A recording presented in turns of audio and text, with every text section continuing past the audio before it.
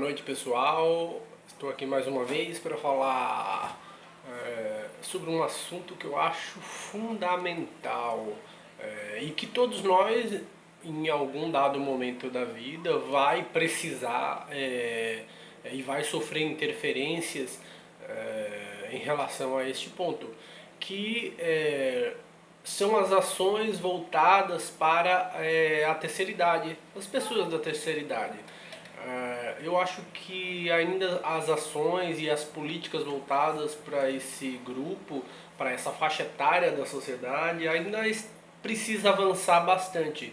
É, Óbvio que a gente vive numa sociedade capitalista onde o mais importante é aquele período em que a gente está economicamente ativo, que a gente contribui com a nossa força de trabalho para fazer com que a sociedade gire. Mas é óbvio que a vida ela é um ciclo. Você passa um tempo na escola sendo educado, sendo preparado para entrar nesse mercado de trabalho.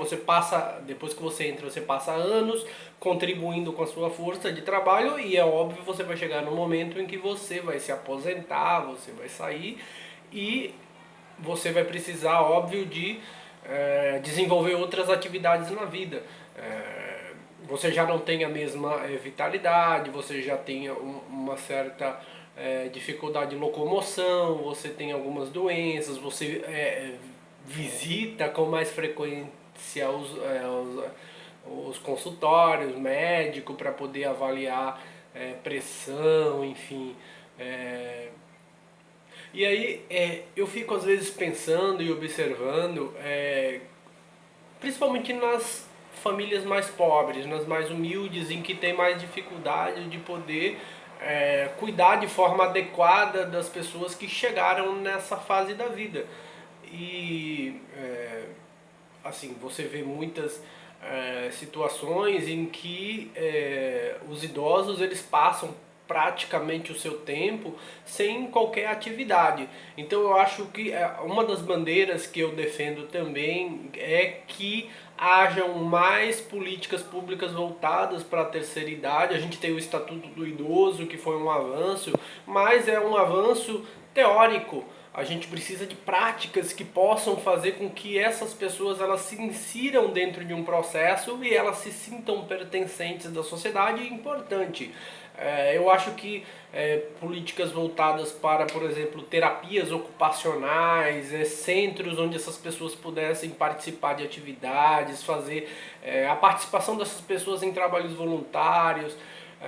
Enfim, eu acho que a gente precisa avançar muito na questão e nas ações voltadas para esse grupo da sociedade em que todos nós, em determinado momento da vida, vamos chegar. Então, quanto melhor o Estado ele estivesse preparado para poder receber essas pessoas e cuidar adequadamente para que elas consigam ter uma velhice sadia, é extremamente importante.